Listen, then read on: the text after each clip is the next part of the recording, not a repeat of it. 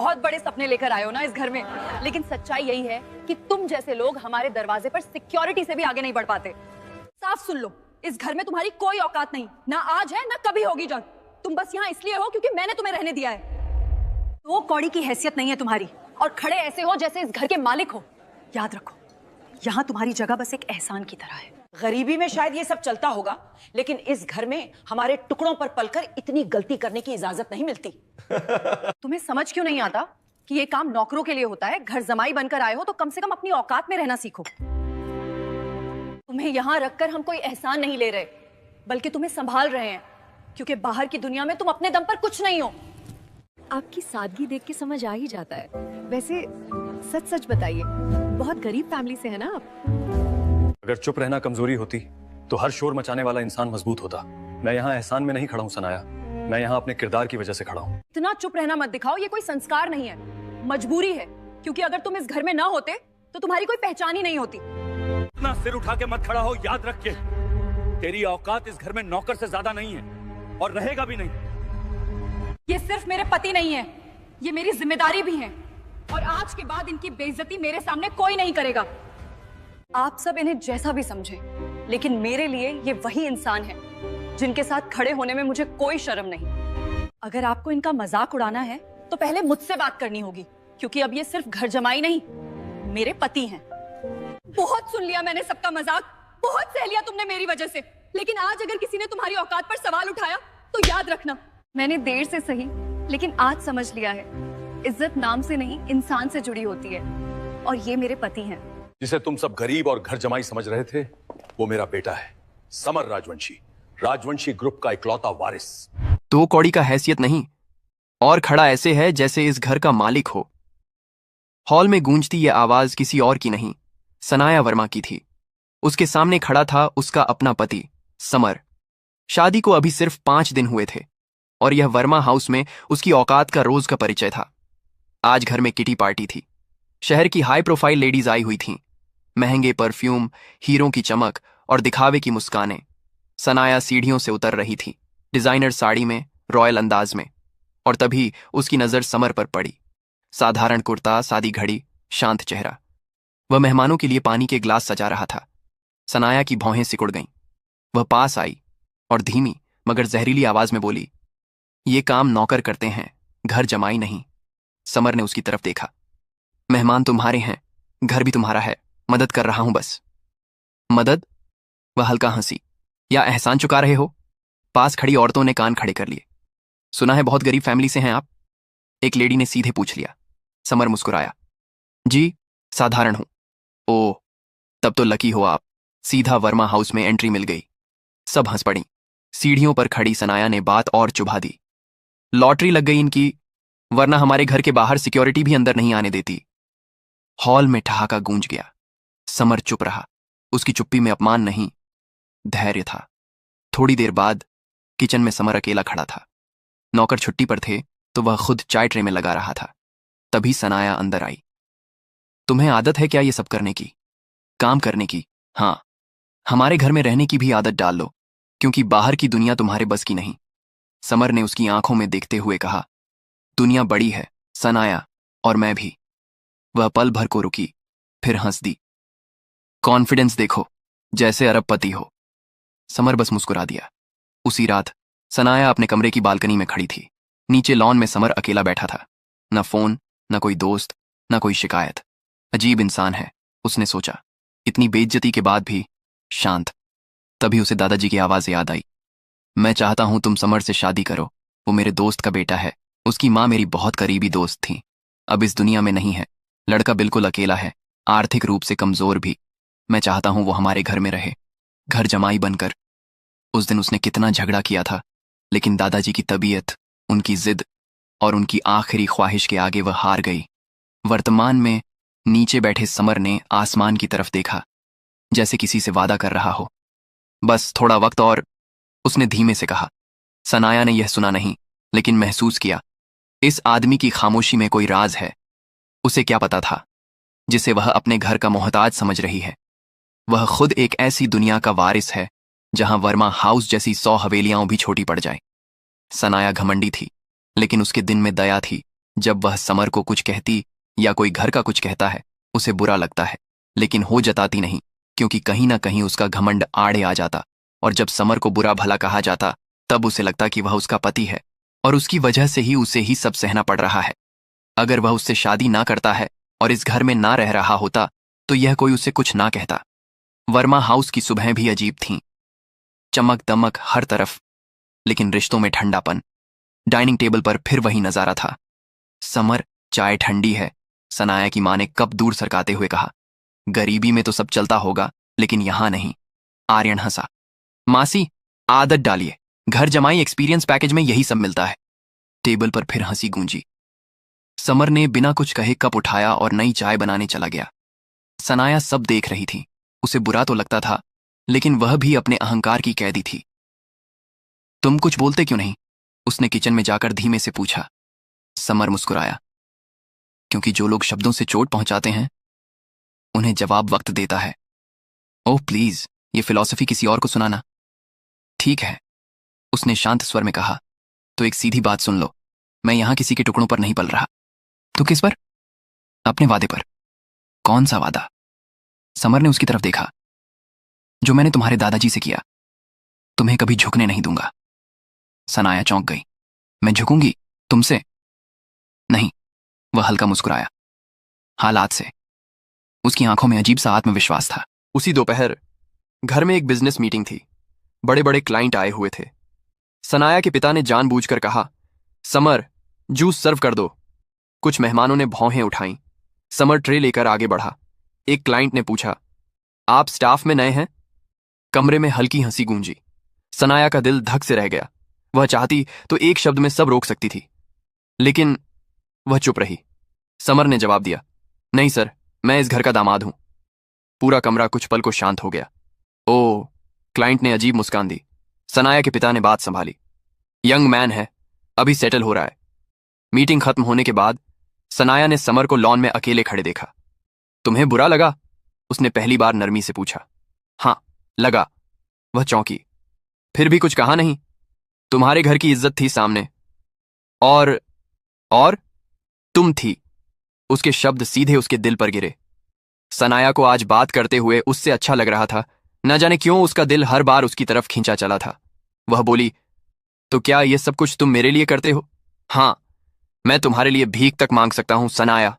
Summer ने धीमे लेकिन दृढ़ स्वर में कहा, लेकिन तुम्हें किसी के सामने झुकने नहीं दूंगा। मैं यहां इसलिए नहीं रह रहा कि मैं यहां का दामाद हूं या यह लोग अमीर हैं।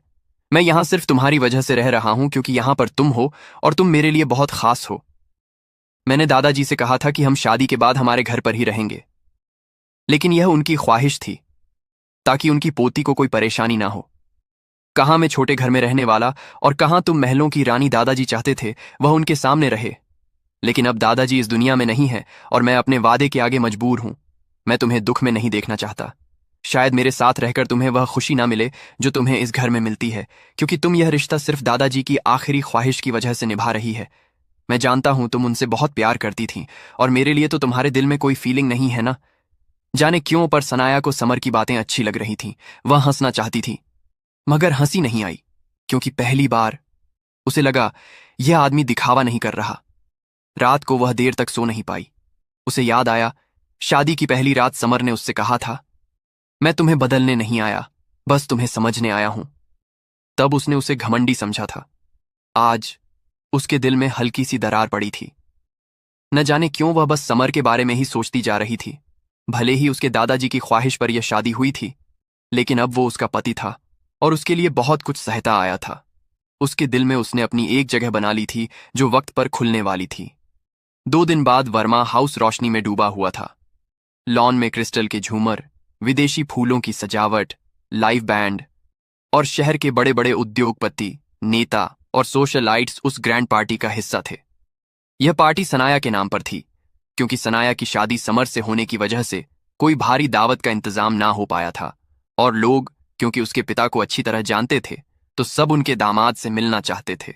इसलिए यह पार्टी उन दोनों के नाम पर थी, न्यूली वेड्स सेलिब्रेशन। लेकिन जश्न से ज्यादा आज दिखावे का प्रदर्शन था। सनाया सिल्वर गाउन में सीढ़ियों से उतरी तो सबकी नजरें उसी पर टिक गईं। उसके पीछे कुछ कदम दूर खड़ा था समर ब्लैक सूट में, शांत, आत्मविश्वासी, लेकिन अकेला। सनाया, उसकी मां ने इशारा किया। मेहमानों से मिलो, और हां, अपने पति का ठीक से परिचय देना। सनाया कुछ पल रुकी, फिर मुस्कुराकर बोली, ये हैं मेरे हस्बैंड समर। बस नाम, कोई सरनेम नहीं। कुछ लोगों ने सिर हिलाया, कुछ ने हल्की मुस्कान दी। तभी आर्यन अपने दोस्तों के साथ आगे आया, हाथ में ड्रिंक, चेहरे पर वही तिरछी हंसी। लेडीज एंड जेंटलमैन, उसने जोर से कहा, आज की पार्टी का सबसे इंटरेस्टिंग कैरेक्टर हमारे प्यारे घर जमाई जी। भीड़ में हलचल हुई। सीधे एक छोटे से मोहल्ले से वर्मा पैलेस तक लोग हंसे। सनाया का दिल धड़क उठा। आर्यन, बस करो, उसने धीरे से कहा। क्यों? सच ही तो कह रहा हूं, वह मुस्कुराया।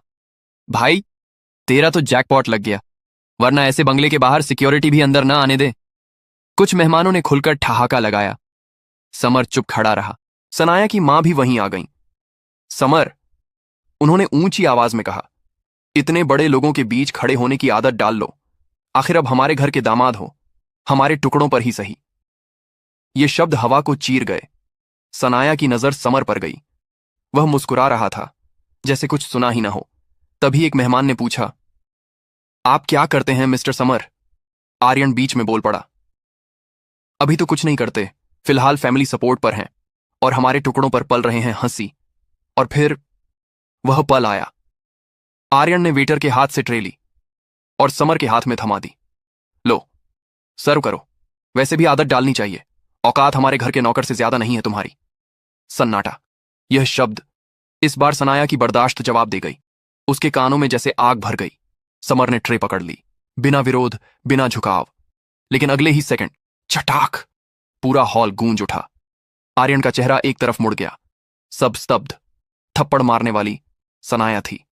उसकी आंखों में आंसू थे, मगर आवाज लोहे जैसी सख्त। औकात की बात करोगे तुम तो खुद हमारे टुकड़ों पर पलते हो। तुम्हारी अपनी क्या हैसियत है? बचपन से मेरे घर में रहते हो और मेरे ही पति को भारी पार्टी में बेइज्जत करते हो। आर्यन हक्का बक्का। तुम पागल हो गई है? हां, अगर अपने पति की बेइज्जती सहना समझदारी है तो मैं पागल ही सही। पूरा हॉल चुप। सनाया की मां चीखी, सनाया, एक गरीब लड़के के लिए तू। बस। सनाया ने हाथ उठा दिया। गरीब वो नहीं होता जिसके पास पैसा कम हो, गरीब वो होता है जिसके पास इंसानियत नहीं होती। उसने सबके सामने समर का हाथ थाम लिया। आज तक मैं चुप रही, लेकिन अब नहीं। उसकी आवाज कांपी, मगर टूटी नहीं।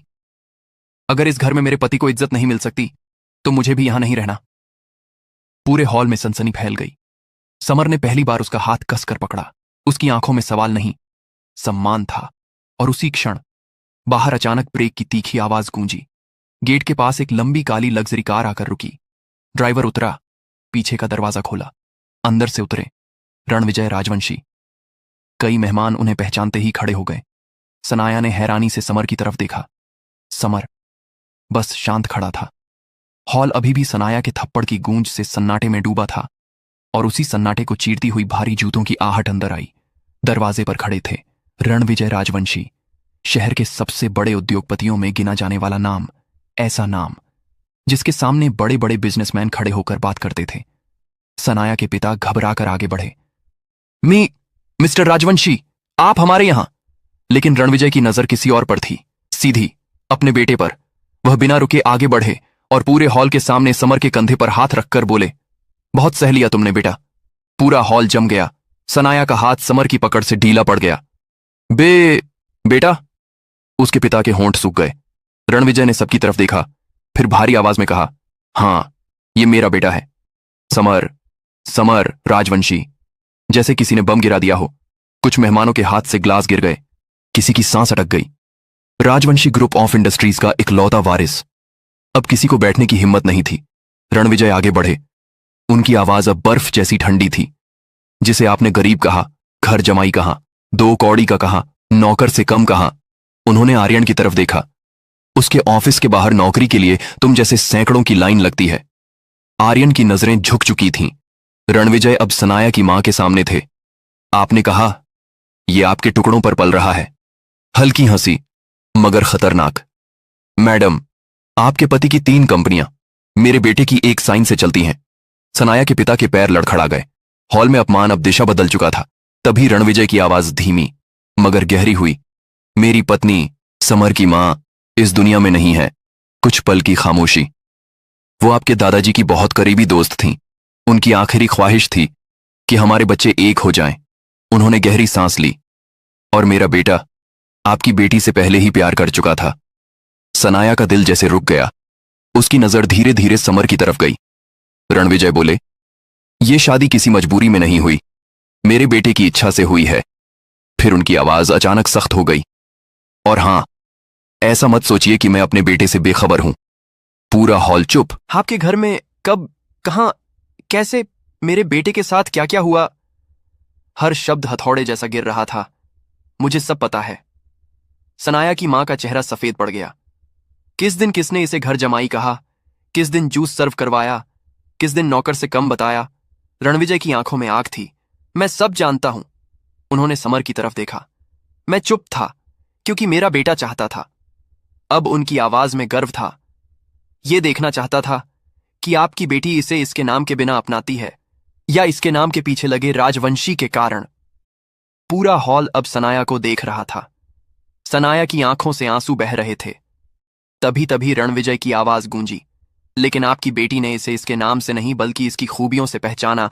आज आपकी बेटी ने इसका साथ दिया और मैं यही चाहता था कि मेरे बेटे को उसका प्यार मिल जाए। इसी वजह से मैं आज तक चुप था। और जब मुझे खबर मिली कि आज मेरे बेटे को उसकी सबसे बड़ी खुशी मिल गई है, तब मैं यहां चला आया। भले ही इन दोनों की शादी हो गई थी, लेकिन सनाया ने दिल से शायद समर को कबूल ना किया था।